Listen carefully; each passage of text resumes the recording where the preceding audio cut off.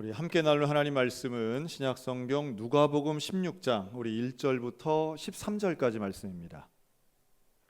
누가복음 16장 1절부터 13절까지 말씀을 우리 한 절씩 교독하겠습니다. 제가 먼저 읽습니다. 또한 제자들에게 이르시되 어떤 부자에게 청지기가 있는데 그가 주인의 소유를 낭비한다는 말이 그 주인에게 들린지라.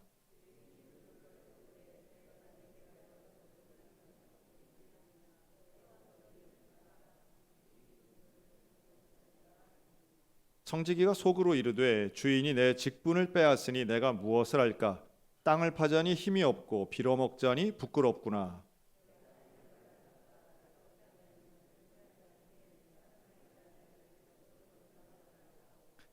주인에게 빚진 자를 일일이 불러다가 먼저 온 자에게 이르되 내가 내 주인에게 얼마나 빚졌느냐?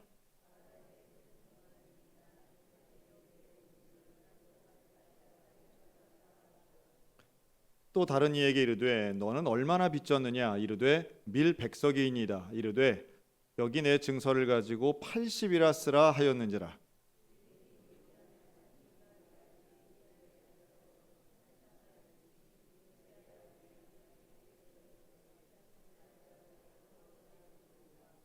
내가 너희에게 말하노니 불의의 재물로 친구를 사귀라. 그리하면 그 재물이 없어질 때에 그들이 너희를 영주할 처소로 영접하리라.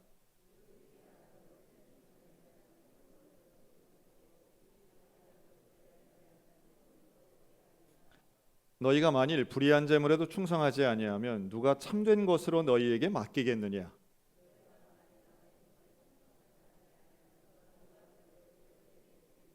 다 같이 읽습니다.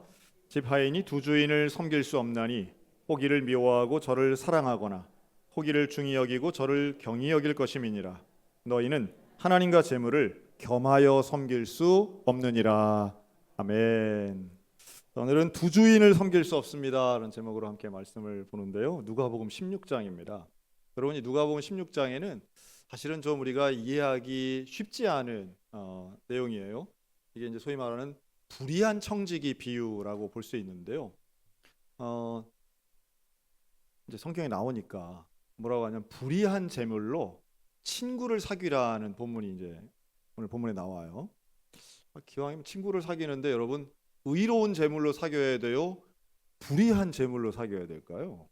왜 하필이면 불의한 재물을 가지고 친구를 사귀라고 말할까?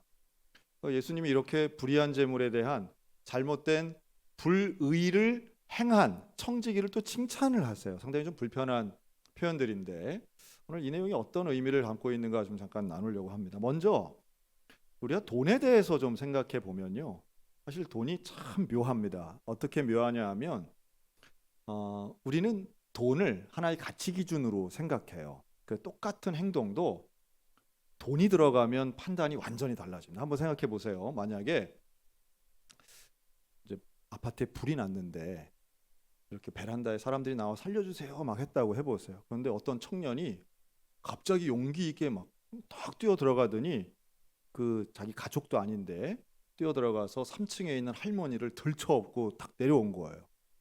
사람들이 막 와, 용기 있다, 어떻게 이렇게 사람을 구출해냈느냐 막 박수 치는데 이 청년이 그럽니다. 이 할머니가 이 동네에서 제일 부자여가지고 나 돈 받으려고 했어요 라고 했다고 해보세요. 여러분, 그러면 조금 전까지 박수 치던 사람들이 계속 박수를 치면서 잘했다고 할까요? 아니면 그럼 그렇지 라고 돌아설까요? 여러분, 돈은요 사람들에게 조금 다른 판단을 하게 합니다. 돈에 대해서 이야기를 하다 보면 사람들의 생각이 얼마나 다른가를 알 수 있어요. 그러니까 행동이 올바르다, 잘했다, 못했다가 아니고 그 돈 바라고 한 거야? 그러면 사람들의 판단이 완전히 달라집니다. 이런 것도 있어요. 여러분, 한 끼 식사로 얼마짜리를 먹는 것까지가 낭비가 되지 않을까요? 여러분, 얼마짜리 밥을 먹으면 그것은 낭비하는 돈이 될까요? 여러분, 이건 사람마다 좀 다를 수 있습니다. 그렇지 않겠어요? 아마도 여러분들 중에는 아무리 아끼는 사람이라 해도 밖에 나가서 밥을 사 먹을 때 5,000원 정도는 낼 수 있다고 생각하지 않으시겠어요? 그렇죠? 근데 여러분 5천 원 정도의 액수의 밥이면 모든 나라에서 다 낭비가 아닐까요? 아니죠. 5천 원이면 일주일을 먹을 수 있는 나라도 있습니다. 그러니까 그렇지 않아요. 내 생각이 다 맞지 않아요. 그리고 어느 시대나 어느 장소나 다 똑같지도 않습니다. 어떤 사람에게는 5천 원이 아니라 5만 원짜리 식사를 할 수도 있지요. 누군가는 그것도 일상처럼 살 수 있을 겁니다. 돈에 대해서 얘기하면 상당히 예민하죠. 누군가에게는 그건 낭비하는 거야 라고 하는데 그 낭비가 정확하게 얼마를 낭비라고 이야기하는지에 대해서는 사람마다 다르다는 거예요. 여러분 제가 요새 우리 지방의 지방회장이 돼서 제가 요즘 몇 차례나 2025년 1월 달에 우리가 청소년 연합수련회를 위해서 제가 강원도에 있는 다른 지방 목사님들이랑 회의를 몇 번을 했어요. 여러분 하여튼 기도해 주시기 바랍니다. 이 전체를 지금 잘 하도록 준비를 하고 있는데요. 장소는 어디서 하느냐 하면 원주에 있는 연세대학교 미래캠퍼스에서 합니다. 여러분 그 2,000석 규모의 대강당에서 수련회를 해요. 그리고 거기 있는 그 기숙사를 다 빌려가지고 거기서 잠을 자고 학교 식당을 다 빌려서 학교 식당밥을 먹으면서 수련회를 하기로 했습니다. 제가 이거를 지난 1월 달부터 계속 만나는 분들마다 이렇게 얘기를 하면 우리 권사님, 장로님들 중에 아유 왜 그런 데서 해요? 라는 사람이 있을까요? 아니면 잘합니다 라는 사람이 있을까요? 다 정말 100% 다 잘한다고 그런 것도 한번 필요하죠. 그렇게 하면 우리 아이들이 참 좋아하겠네요 라는 말씀을 100% 했어요. 자, 그리고 목사님들이 모여서 회의를 했어요. 자, 연세대학교에서 수련회를 하면 연세대학교가 그 대강당을 그런 좋은 취지로 하니까 무료로 쓰세요 이럴까요? 아니면 돈을 내세요 이럴까요? 설마 하니 목사님이 한다니까 무료로 빌려주나 보다 이런 분들이 계실까 봐 제가 말씀을 드린 거예요. 연세대학교가 아무리 기독교 계통의 학교라도 당연히 돈을 내야 됩니다. 자, 그러면 기숙사에서 2인 1실을 하룻밤 자는데 얼마를 내야 여러분 합당한 가격으로 생각하시겠어요? 아마 이런 생각 잘 안 해보셨을 거예요. 어디 호텔 가서 잠을 자는데 어느 짜리 몇만 원짜리 호텔은 오케이 괜찮아. 그렇게 비싼 데서 어떻게 자? 이렇게 생각하는 차이가 사람마다 다 다르지 않겠어요? 자, 회의를 하는데요. 그러니 당연히 1인당 2인 1실로 생각하니까 2박을 하면 한 번 자는 값이 들어가잖아요. 1인당 학생 한 명이 자는데 몇만 원이 들어가는 거예요. 그리고 밥을 먹는데 우리가 가격을 조정할 수가 없어요. 요즘 대학교 식당밥이 얼마냐 하면 직접 제가 가서 먹어봤거든요. 봤더니 제일 싼 게 6,500원이에요. 7,000원, 8,000원이에요. 더 비싼 것도 있어요. 7,000원을 먹는다고 해도 3끼, 5끼를 먹어야 돼요. 2박 3일 동안 5끼 먹으면 밥값만 35,000원이에요. 그렇죠? 그리고 거기에 1박을 해야 돼요. 당연히 그냥 먹고 자는 것만 해도 1인당 거의 7만 원, 8만 원이 들어가요. 그러면 아이고야 이거 그런데 처음에는 그런 데서 수련회 하면 참 좋겠네요 했던 목사님들이 갑자기 그 중에 한 분이 뭐라 그러냐면 교회 수련회는 회비가 3만 원이 넘으면 안 된다는 분이 나오셨어요. 자, 이거 참 신기하죠? 회비에 액수가 정해져 있으신 거예요. 그 목사님 마음속에는. 어디서 하든 며칠을 하든 상관없고 회비가 3만 원이 넘으면 안 된다는 거예요. 이분 입장은. 전 2024년도에 이런 깨어있는 특별한 목사님을 제가 만나가지고 같이 회의를 하니까 참 어렵다, 쉽지 않다 하는 생각이 들었어요. 다른 분들이 다 아니에요. 그거 그렇지 않아요. 돈이 이렇게 드는데 결론이 이 목사님의 결론은 그거예요. 왜 그런 비싼 데서 하느냐예요. 아마도 오늘 오신 분들 중에는 연세대학교에서 합니다. 그러면 좋네요 하다가도 돈이 좀 듭니다 하면 그럼 하지 말아요. 이런 분들 분명히 계실 거예요. 그런 생각 가지신 분들. 그렇죠? 돈이 나오면 사람들의 생각은 달라집니다.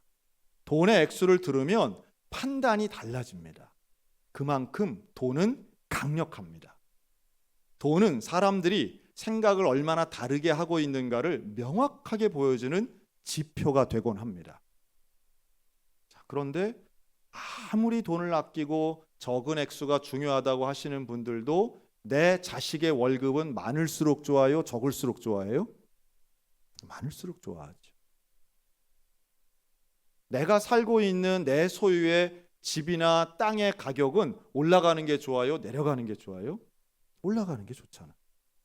사람이 얼마나 자기중심적인가라고 하는 것을 돈을 통해서 우리는 잘 알 수 있어. 그래서 처음에 1차 회의하고 2차 회의하고 결론을 냈어요. 그 목사님은 다른 바쁘신 일이 있을 때 가시라고. 회의는 목사님 없을 때 우리가 좀 이렇게 하면 좋겠다 하는 생각까지 했어요. 와, 목사님 참 대단하시더라고요. 그 목사님은 돈을 쓰는 것 자체가 어떤 잘못된 일이라고 하는 생각을 확실히 갖고 계시더라고요. 그래서 그 교회는 돈을 쓰지 않아요. 어디다 돈을 안 쓰느냐 하면 설교하셔 오신 목사님에게도 강사료를 안 드리는 거예요. 그래서 외부 강사가 안 가요, 그 교회. 그러니까 그 말이 그 말인 거예요. 외부 강사가 오셨는데 안 드린다는 게 아니라 어떤 외부의 다른 교회 목사님을 초청해서 설교하는 자체가 없는 거예요. 왜 돈을 드려야 되니까? 돈을 드리는 거는 나쁜 일이니까. 들을수록 좀 이상하다 하는 생각이 좀 들었어요. 그래서 세상에는 참 특별한 원칙을 갖고 있는 사람들이 참 많다 하는 생각도 들었어요. 아마 여러분들도 돈을 사용하는 데 있어서는 나름의 특별한 원칙들이 분명히 있으실 거라고 저는 봅니다. 다른 건 펑펑 쓰면서 이거는 절대 안 돼, 이런 분도 있을 거고요. 다른 건 그렇게 아끼면서도 특정한 분야에는 펑펑 쓰시는 분들이 있을 거예요. 그러니까 돈의 흐름이나 돈의 사용은 그만큼 사람마다 다르고 예민한데요. 오늘 나오는 누가복음 16장에는 그런 면에서 돈을 사용하는 데 있어서 청지기로서 어떤 일을 하는가를 보여줍니다. 여러분, 이 청지기에게는 부자가 재산을 맡겼죠. 그리고 이 맡겨진 재산을 이 청지기가 어떻게 쓰는가 했더니 낭비를 했어요. 이게 주인에게 들린 거예요. 그래서 안 되겠다. 저 청지기가 맡고 있던 일들을 내가 다 거두어 들어야 되겠다. 그래서 부르죠. 야, 너 더 이상 청지기를 너 못 맡기겠다. 그러니 지금 네가 한 거 빨리 정리해서 나한테 주면 너 이제 끝이야. 이제 해고야. 이런 거죠. 그랬더니 이 청지기가 큰일 난 거예요. 야, 큰일 났다. 이거 어떡하지? 나한테 남은 시간이 얼마 없는 거예요. 그래서 내 주인에게 빚진 사람들을 다 불러요. 그리고 이들의 빚을 깎아줍니다. 깎아줘요. 자, 그러면 빚이 깎인 이 사람들은 좋아했을까요? 싫어했을까요? 너무너무 좋아하죠. 그리고 이 청지기에게 고맙다고 인사합니다. 이게 핵심이에요. 청지기는 그것 때문에 깎아주는 거예요. 깎아주면 나중에 내가 청지기가 안 됐을 때, 직분이 끝났을 때 이 사람들 덕을 보겠지라고 해서 막 깎아주는 거예요. 자, 이거 이렇게 깎아주면 돼요, 안 돼요? 되는 것 같기도 하고 안 되는 것 같기도 하고 그러잖아요. 왜냐하면 나중에 예수님이 이걸 칭찬하고 계세요. 이걸 왜 칭찬하시지? 불의하다는 건 너무도 명백해요. 뭐가 불의한 겁니까? 내 것이 아니라 주인의 것을 마음대로 깎아줬으니 그것은 내 소유가 아닌 걸 가지고 했으니 불의하다는 거는 분명히 알겠는데, 그런데 이걸 왜 예수님이 칭찬하시냐는 거예요. 왜 예수님이 이걸 잘했다고 말씀하느냐는 거죠. 자, 여기에서 이 청지기 비유에 예수님이 이 비유를 말씀하신 이유가 있어요. 자, 두 주인을 섬길 수 없다고 그러잖아요. 그 두 주인에 해당되는 대상이 누구입니까? 하나는 돈이고 하나는 하나님이에요. 하나님과 돈을 겸하여 섬길 수 없는 거예요. 당연히 돈이 아니라 하나님 섬겨야 되겠죠. 돈은 도구입니다. 돈은 방법일 뿐이에요. 수단이지 목적이 아니에요. 그런데 이 청지기가 이걸 깨닫는 거예요. 수단을 이용해서 진짜 중요한 가치를 내가 살기 위해서는 이 돈을 어떻게 사용해야 되는가를 이 청지기가 알았다는 거예요. 자, 예수님의 이 비유에 재물이라고 하는 건 근본적으로 저나 여러분이나 가지고 있는 나의 재물은 다 내 것입니까? 하나님의 것입니까? 자, 우리 옆 사람 보고 내 돈은 하나님의 것입니다. 자, 이렇게 당신의 돈은 누구의 것입니까? 예수님 말씀하시고 싶은 근본적인 질문은 바로 이 부분이에요.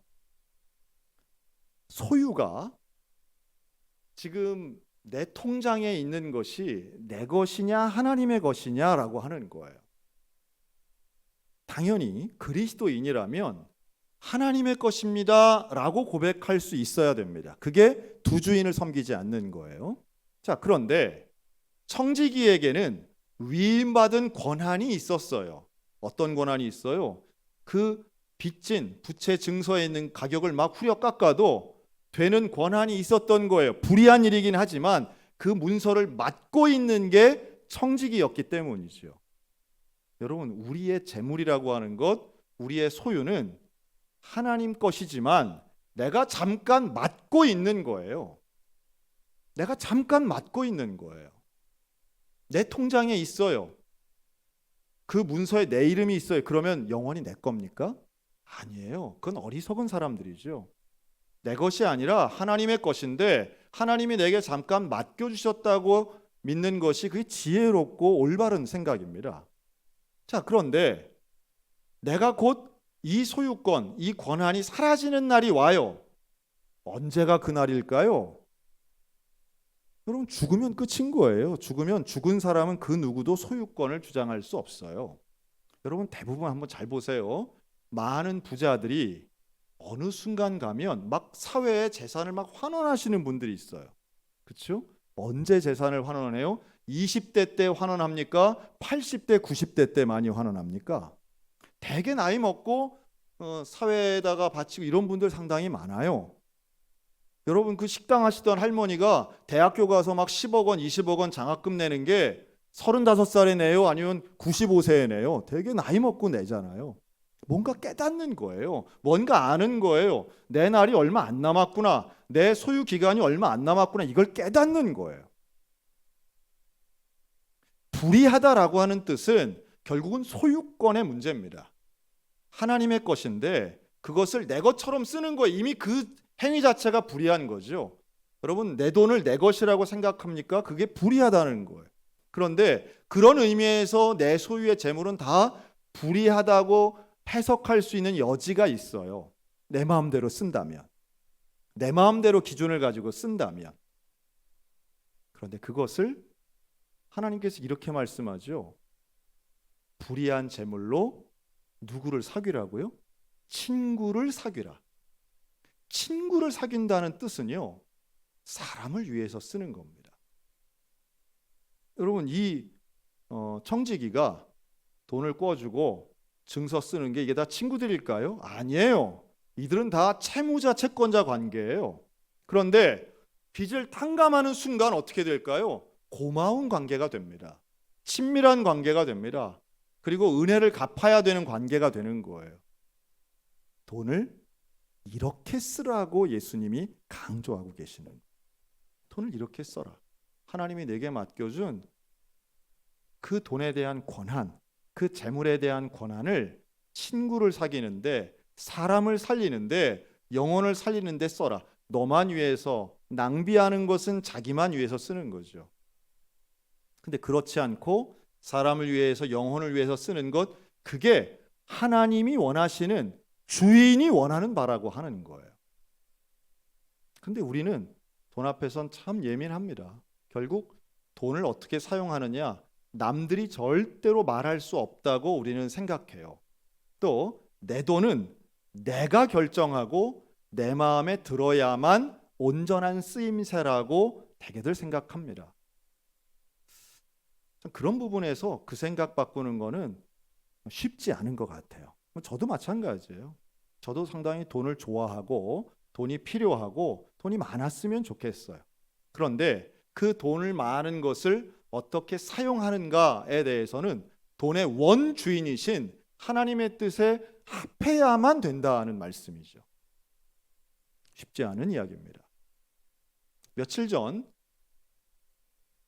저를 찾아온 우리 교회 성도가 한 명 있었습니다. 저는 일주일이면 여러 분들하고 상담도 하고, 다만 이제 갑작스러운 상담은 어려울 때가 있어요. 제가 없을 때도 있고. 그런데 이 성도가 그런 이야기를 합니다. 목사님, 제가 어렵게 일자리를 얻었는데, 그리고 그 취업한 직장에서 첫 월급을 받았다는 거예요. 그리고 그 하나님 앞에 이 첫 월급을 드리고 싶다는 거예요. 귀한 마음이죠. 제가 그건 반드시 해야 될 일은 아니지만 왜 그런 생각을 가졌는가라고 물어봤더니 자기가 들은 설교를, 어떤 설교를 통해서 자기 그런 생각을 갖게 됐다는 거예요. 하나님 앞에 너무 감사해서.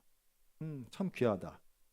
그런데 또 하나, 이 성도의 고백 안에는 어떤 믿음의 고백이 있느냐 하면요, 하나님 앞에 나의 것을 다 드리면 하나님이 나를 책임져 주신다라고 하는 믿음의 고백이 있더라고요.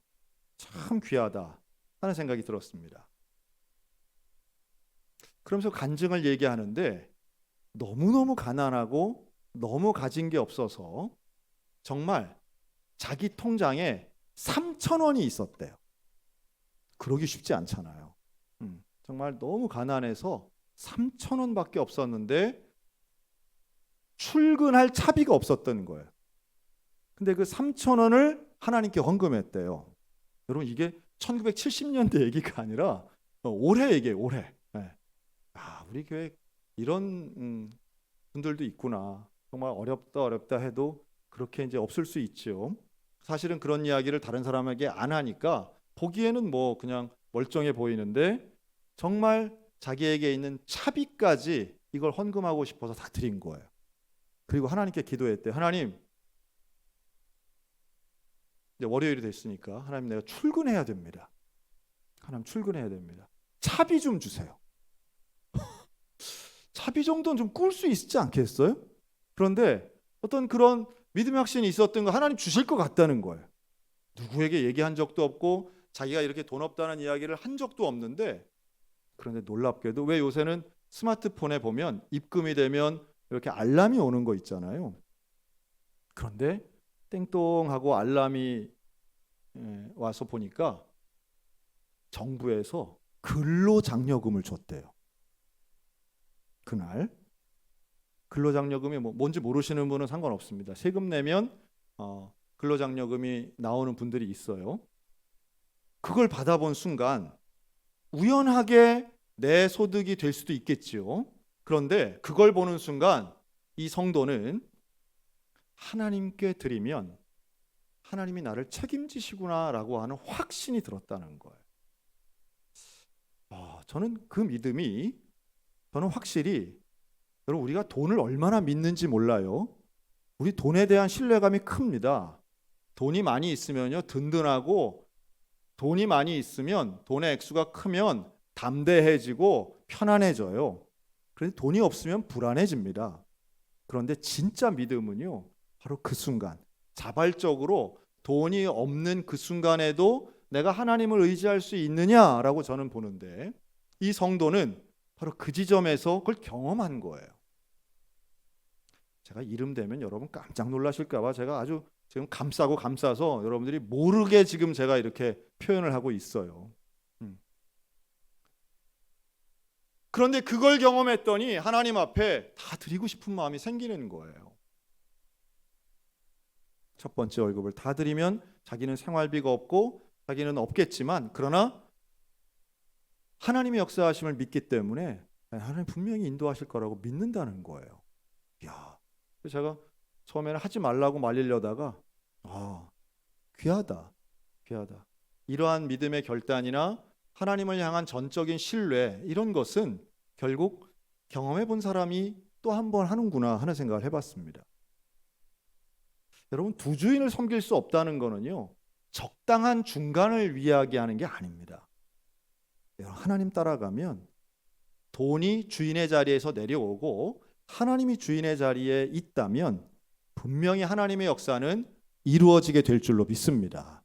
제가요, 처음에 오늘 설교 시작을 연세대학교 수련회로 시작했잖아요. 그 연세대학교 수련회를 지금 준비하면서 들어가는 비용을 지금 계산했는데 너무 많은 비용이 들어가는 거예요. 사실은 3개 지방에 처음으로 하는데 그 큰 강당에 사실은 찬양 집회를 할 만한 이런 마이크 시스템, 영상 시스템이 없어요. 그래서 이걸 돈을 주고 빌려와야 돼요. 조명도 설치해야 돼요. 이게 돈이 어마어마하게 들어요. 그리고 앞에서 찬양 인도를 하는 것도 우리 청소년들이 원하는 유명한 찬양팀을 한 팀 데려오려니까 이것도 돈이 많이 들더라고요. 아마 속으로 생각하실 거예요. 뭘 그렇게까지 돈 들여가면서 해? 라고 하실지 모르겠는데 저는 하나님을 믿으면서 그 수천만 원이 생길 것 같은 거예요. 거기에 들어가는 회비 말고 들어가야 할 그 수천만 원의 돈이 어디선가 생길 것 같은 거예요. 하나님 앞에 기도하고 있습니다. 하나님, 우리 청소년들, 청년들 이렇게 수련회하고 집회하고 강원도에 있는 강원도 전체의 성결교회 청년들이 함께 모여서 처음으로 우리 교단 100년 역사에 지금 처음으로 강원도에 있는 청소년, 청년들이 다 같이 모이는 거예요. 하나님 역사하셔야 되지 않겠습니까? 돈보다 크신 하나님이 임하셔야 되지 않겠습니까? 제가 그런 얘기를 목사님들이랑 같이 했더니 기도하자. 최소한 우리 목사님들도 사실은 돈의 앞에서는 또 그렇게 강하지 못하거든요. 목사님들도 돈 앞에서는 또 그 되겠어요? 그 정도 액수가 그런 큰 액수가 되겠어요? 라고 하지만 할 수 있습니다. 하나님께서 허락하시고 우리가 욕심을 내려놓고 나를 위해 하는 것이 아니라 하나님의 은혜 가운데 한다면 될 수 있습니다. 라고 했더니 몇 분들이 또 하자 해서 지금 계속 진행해 나가고 있습니다. 제가 작년 이맘때부터 마음 먹고 준비한 기도하는 제목인데 한 단계 한 단계 갈 때마다 걸림이 많더라고요. 참 걸림이 많더라고요. 그냥 우리 교회 수련하는 게 훨씬 좋겠더라고요. 그냥 교회를 그냥 많이 다른 지방까지 다 같이 하고 하려니까 걸림돌이 얼마나 많은지 몰라요. 그러나 결국은 주인 되신 하나님께서 하실 줄로 믿습니다. 그래서 저는 몇 가지 지표를 가지고 있어요. 이번 다음 겨울 수련회가 잘 되면 저는 우리 강원도에서 신학교 가는 사람들도 많을 것이다. 그렇게 보고요. 또 강원도 전체, 특별히 원주와 춘천과 강릉 지역에서 성결교회에 대한 인지도가 올라갈 것이라고 저는 생각하고 있어요. 그리고 또 하나, 인구 소멸 지역이 높고 또 고령화가 높은 이 지역에서 우리 강원도도 청소년 청년 사역이 될 수 있다라고 하는 사역자들에게 자신감과 하나님을 바라보는 새로운 시각이 저는 생겨날 수 있다고 믿습니다. 다행스럽게 제가 지금 CBS 사역을 하고 있는데요. CBS, CTS가 여기에 적극적으로 참여해 주겠다고 약속했어요. 앞으로 더 많은 기관, 더 많은 교회들이 함께 할 거라고 봅니다. 저는 더 큰 비전을 갖는데요. 이게 우리가 준비가 정말 잘 되면 하나님께서 다른 교단도 또 다른 지역에서도 많이 참여할 수 있을 거라고 저는 보고 있어요. 미리 많이 됐지만 앞으로 오시는 강사나 이런 분들도 제가 한 분 한 분 하여튼 우리 교회에서 제일 먼저 좀 소개했으면 좋겠다는 생각이 있는데 우리 교회가 좀 강원특별자치도의 청소년 복음화에 견인하는 교회가 되었으면 좋겠고 또 우리를 통해서 앞으로 10년, 20년 후가 더욱 좋아지는 우리 지역이 됐으면 좋겠다 하는 꿈이 있습니다. 근데 그 모든 핵심에는 무엇이 있는가? 두 주인을 섬기지 않고 돈보다 크신, 돈보다 더 위대하신 하나님을 섬기는 그 믿음이 시작점에 있다라고 저는 믿습니다. 올바른 하나님을 바라보는 그 시각, 돈이 아닌 하나님이 나의 주인이 되는 그 믿음의 눈을 가지고 오늘도 인생을 승리하는 저와 여러분들 되시기를 주의 이름으로 축원합니다. 하나님 우리 가운데 분명히 용기를 주시고 더 큰 능력을 주실 것이라고 저는 믿습니다. 예수님 이 말씀을 하시면서 14절 우리가 읽지 않았지만 이렇게 표현하세요. 바리새인들은 돈을 좋아하는 자들이라 이 모든 것을 듣고 비웃었다 그러지 않습니까? 돈을 가지고 이야기할 때 하나님이 주인 되시면 돈보다 크시다라고 하는 이 표현에서도 바리새인들은 비웃습니다. 그리고 우리가 비웃는 자 되진 말아야죠. 하나님의 놀라운 능력과 역사 앞에 비웃는 사람이 되어서는 안 되겠어요. 저도 그 성도, 우리 교회 저를 찾아왔던 그 성도에게 하마터면 제가 비웃을까 봐, 참 순진하네요, 참 순수하네요, 그렇게 하는 게 아니에요 라고 말할까 봐 저도 스스로 조심했습니다. 작은 돈 앞에서 하나님을 발견하는 그 놀라운 믿음의 사람을 비웃는 사람 되지 않으셨으면 좋겠습니다. 헌금을 하는 순수함의 능력 앞에 비웃는 죄를 범치 마시기를 바랍니다. 오직 하나님이 인정하시는 거룩하고 능력 있는 헌금보다 돈보다 더 위에 계시는 하나님을 바라보며 오늘도 믿음으로 승리하는 저와 여러분들 다 되시기를 주님의 이름으로 축원합니다. 아멘. 기도하겠습니다.